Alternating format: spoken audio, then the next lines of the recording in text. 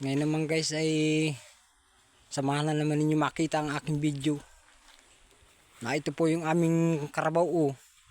Dalawa po kami nagkakreada. Na ito po yung hinahakutan namin. Na ito po yung galing sa mga nyugan na dinadala namin sa kuprahan para maipon. Di ko na po pasensya na po guys sa inyo. Dahil di ko na po maisasama yung mga nasa nyugan ng mga nagpapalaw. 4 po yung nasa nyugan. 2 po kami na dito sa timbun.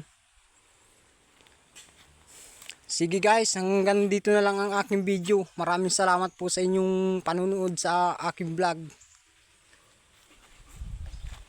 Hindi pa po kami maalis na lungkas ng Karabaw at maaga pa po.